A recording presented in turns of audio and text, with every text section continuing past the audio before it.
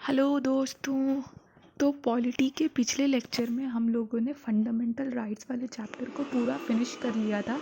इस लेक्चर में हम लोग डीपीएसपी को शुरू करेंगे। डीपीएसपी क्या होता है? Directive principles of state policy.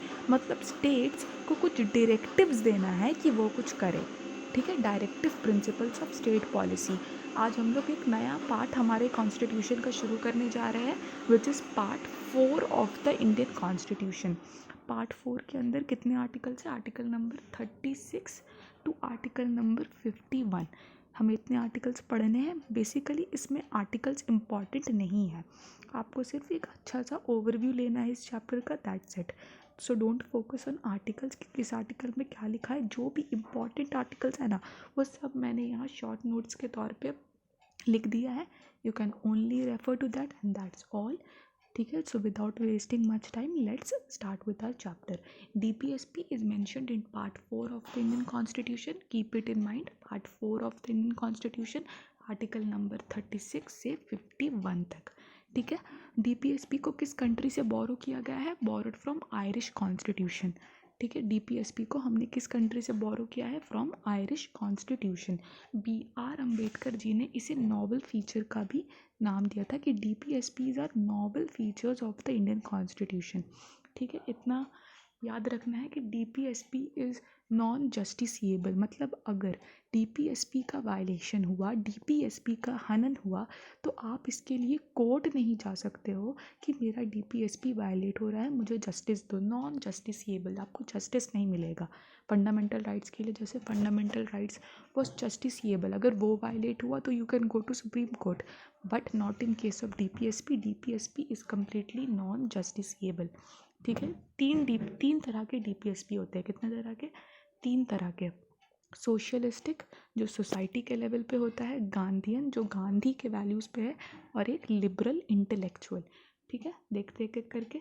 Socialistic principles का मतलब वेलफेयर स्टेट, स्टेट को मतलब सोसाइटी को प्रमोट करना है, सोसाइटी को ठीक करना है। इसके अंदर कितने आर्टिकल्स है? Article number 38, 39, 39A, 41, 42, 43 and 47। जो वहाँ पे लिखा हुआ है दैट इज़ 47। ठीक है, 47 भी पूरा नहीं, 47 का सिर्फ first part is included in socialistic principles. ठीक है, articles are not important, I am telling you again, don't bang your head against learning these articles from 36 to 51 एकदम line by line. I am just telling you, if you can keep in mind then keep it, otherwise leave it. ठीक है, article number 38, 39, 39A, 41, 42, 43, 47, 47 का first part, that's it. ठीक है, इसका मतलब socialistic principles में क्या होता है? To provide socio economic political rights. Socio economic political rights देने के लिए सोशलिस्टिक प्रिंसिपल्स बनाए गए हैं। हम लोगों ने पिछले लेक्चर में याद है देखा था कि 31 आर्टिकल को तो हटा दिया गया था, which was right to property, लेकिन उसके बदले क्या लाया गया था? 31A, 31B, 31C, जिसमें से हम लोगों ने देखा था कि 31C के तहत अगर कोई चेंजेस लाया जाएगा तो उसको नहीं बोला जाएगा कि that is the violation of fundamental right under article 14 and 19, for which 2 articles? Article number 39B और 39C। यही दोनों आर्टिकल्स था ना, कि अगर इन दोनों आर्टिकल्स के तहत कोई चेंजेस आया अंडर आर्टिकल 31C तो उसको फंडामेंटल राइट अंडर आर्टिकल 14 और 19 का वायलेशन नहीं माना जाएगा। तो अब DPSP में ही है 39B और 39C, तो देख लेते हैं क्या था 39B और 39C। 39B है इक्विटेबल डिस्ट्रीब्यूशन ऑफ गुड्स, कि अगर सारे समाज में गुड्स को इक्वली डिस्ट्रीब्यूट करने के लिए किसी का फंडामेंटल राइट वायलेट हो रहा है तो you can not go to Supreme Court saying कि मेरा फंडामेंटल वायलेट हुआ है under article which two 14 and 19। 14 और 19 के तहत आप नहीं बोल सकते हो कि इक्विटेबल डिस्ट्रीब्यूशन गुड्स के चलते मेरा वायलेशन, मेरा फंडामेंटल राइट वायलेट हुआ है। और 39C क्या बोलता है? Prevention of concentration of wealth. मतलब कुछ अंकल लोग होते हैं, वो लोग सब कुछ अपने पॉकेट में घुसा लेते हैं ना, सब कुछ उन्हीं के पास रहेगा। तो अगर इसे रोकने के लिए, prevention of concentration of wealth in certain hands, इसको रोकने के लिए अगर आपका फंडामेंटल राइट को वायलेट कर दिया गया तो आप सुप्रीम कोर्ट नहीं जाके बोल सकते कि देखो सबको prevention of concentration of wealth करने के लिए अंडर आर्टिकल 19 मेरा फंडामेंटल राइट वायलेट हो रहा है। No, under article 14 and 19 you can not go to Supreme Court complaining prevention of concentration of wealth under article 39C। 39B और 39C समझ आ गया क्या है? अब लिविंग वेज फॉर आर्टिकल 43, कुछ कुछ इंपॉर्टेंट आर्टिकल्स है जिसे मैंने लिखा है, तो you this all if you keep in mind that's all. ठीक है, आर्टिकल नंबर 43 क्या बोलता है कि लिविंग वेज देना है DPSP के अंदर। ठीक है, मतलब लिविंग वेज मतलब इतना कि वो जी ले। ठीक है, वो किसके अंदर है, DPSP के अंदर है, आर्टिकल नंबर 43 के तहत। लेकिन अगर ये नहीं मिला तो आप सुप्रीम कोर्ट नहीं जा सकते हो, because this is non justiciable. ठीक है, लिविंग वेज मिलना चाहिए under article 43 in DPSP, whereas minimum wage is a fundamental right. Minimum wage मतलब अगर आप किसी माइनिंग एक्टिविटी में काम कर रहे हो और आपका मिनिमम वेज 500 है, तो वो तो आपको मिलना ही चाहिए, that is a fundamental right. Minimum wage का अगर वायलेशन हुआ, run to Supreme Court, I am telling you. लेकिन लिविंग वेज के लिए you can not, it is just a DPSP under article 43। Living wage is just a DPSP, लेकिन minimum wage is a fundamental right. Next is Gandhian principles. ये सिर्फ गांधी जी के जो vision थे for promoting village cotton industries and all of that, उसको promote करने के लिए ये इंक्लूड किया गया था। और लिबरल इंटेलेक्चुअल के अंदर कितने आर्टिकल्स है, 44, 48, 45, 49, 50, 51, इतने आर्टिकल्स है लिबरल इंटेलेक्चुअल के अंदर। अब आर्टिकल नंबर 50 बात करता है separation of judiciary from executive की, मतलब जुडिशरी जो हमारा कोर्ट्स होता है, हमारा सुप्रीम कोर्ट है, वो एग्जीक्यूटिव से बाहर है ना, मतलब it is not answerable to executive या legislative. Separation of power between judiciary and executive. Judiciary is separate, मतलब जैसे क्या हम लोगों ने पिछले में भी देखा था कि जो लेजिस्लेटिव होता है, जो लॉज बनाता है, और जो एग्जीक्यूटिव होता है, जो लॉज को इनैक्ट करता है, ये दोनों एक दूसरे को रिस्पॉन्सिबल है, चाहे तो एक दूसरे से क्वेश्चन एंड आंसर कर सकते हैं, लेकिन जुडिशरी नहीं।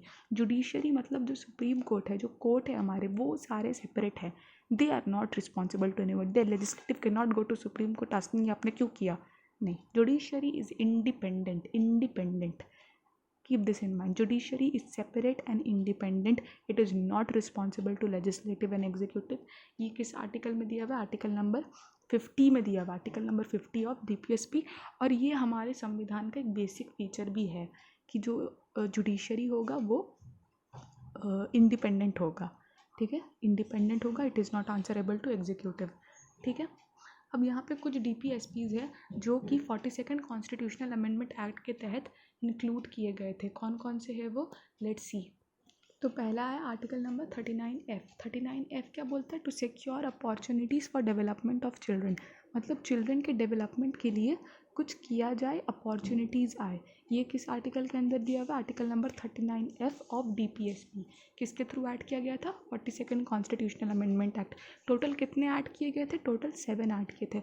This you should remember. ठीक है, ये आ सकता है कि 42nd कॉन्स्टिट्यूशनल अमेंडमेंट एक्ट के तहत कितने DPSPs को ऐड किया गया था, तो टोटल 7 DPSPs ऐड किए गए थे। All the 7 are written here. पहला 39F to secure opportunities for development of children, फिर है 39A to promote equal aid and justice to the poor, ठीक है, गरीब लोगों को जस्टिस देना, एड देना। फिर 43A participation of workers in management of industries, जो वर्कर्स लोग इंडस्ट्रीज़ वगैरह में पार्टिसिपेट करते हैं, वो लोग को मैनेज करना, वो लोग को मिनिमम वेज मिले, ये देखना। 48A improve the environment forest and wild life, environment forest को प्रोटेक्ट करना। आर्टिकल नंबर 38A इनइक्वालिटीज़ को मिनिमाइज़ करना। ठीक है, उसके बाद एक 86th कॉन्स्टिट्यूशनल अमेंडमेंट एक्ट 2002 के तहत ऐड किया गया था कि early childhood education until they complete the age of 66 years, early childhood care and education until they complete the age of 6 years.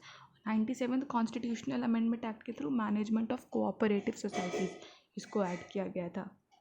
ठीक है, तो ये इतने आर्टिकल्स है which was added by 42nd constitutional amendment act of total 7 है। ठीक है, एक 2 3 4 5, ये 5 तो पहले 42nd कॉन्स्टिट्यूशनल अमेंडमेंट के थ्रू आ गए थे, और फिर एक आया 86th constitutional amendment act of 2002 for providing early childhood care and education to children up to 6 years, और फिर 97th कॉन्स्टिट्यूशनल अमेंडमेंट एक्ट के through cooperative societies.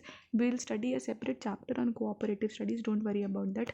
Cooperative societies will study a separate chapter, उसमें कुछ नहीं होता है, बहुत लोग मिलके एक पर्टिकुलर काम करते हैं। फॉर एग्जांपल हमारा अमूल जिस तरह स्टार्ट हुआ था, डेयरी प्रोडक्ट्स वाला अमूल मार्केट कोऑपरेटिव सोसाइटीज़ पे शुरू हुआ था।